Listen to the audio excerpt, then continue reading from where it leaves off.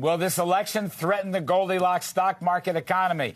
Listen, this is a highly competitive election. It's all very interesting. And what I'm hearing is this: no tax hikes, some kind of move towards a balanced budget on spending, and less regulation.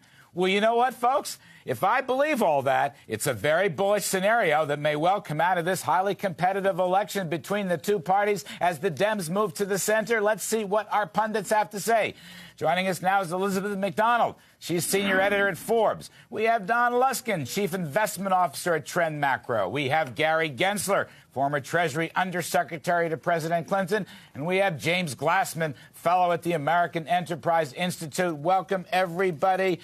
Donald Luskin, Charlie Rangel says I'm clean. I ain't going to raise taxes. Nancy Pelosi told me a week ago, taxes only as a last resort. They want to balance the budget. Do you buy it, Mr. Luskin? Do I buy it? Let's file that under Y for yeah, right.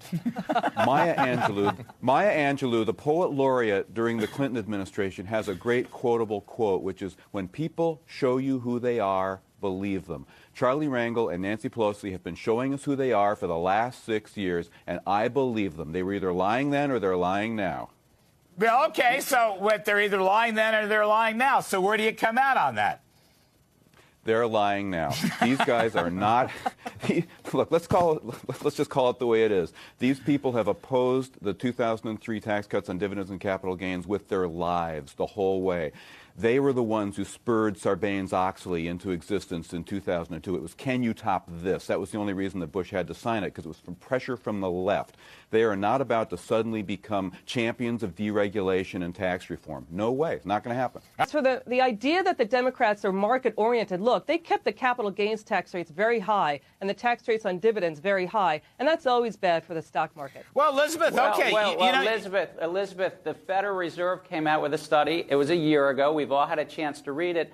They don't find that the lower tax rates on dividend did anything with regard to the stock market. This is the Federal Reserve under Alan Greenspan at the time. Jimmy Mr. Gensler, you need to go back and look at the CBOE's numbers that show what the CBO, Congressional Budget Office, was forecasting for revenues when the dividends and capital gains tax rate were lowered. They were looking for lower revenues. In fact, what we got were an explosion of revenues. All right, I got to get my hold on. Time out. I appreciate the disagreement. Lord knows I could go out and get a Starbucks and let you guys handle the show, which would suit me just fine. I want to go out to my pal Don Luskin.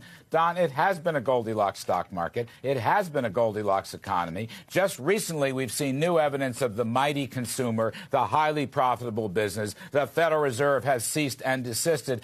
Why has the market gone up so much in the last 3.5 months? Is it because the market truly wants gridlock, not complete Republican rule? Or maybe because the market simply sees a continuation of a low tax, low regulation, maybe even spending restraint, limited government economy? Is that possible? What's driving this thing? Well, I think it's the latter. The market, I don't think, especially dreams of gridlock, but there is a worst-case scenario that is going to be avoided here, where the Democrats are going to take over the House, probably by 5 or 6 votes.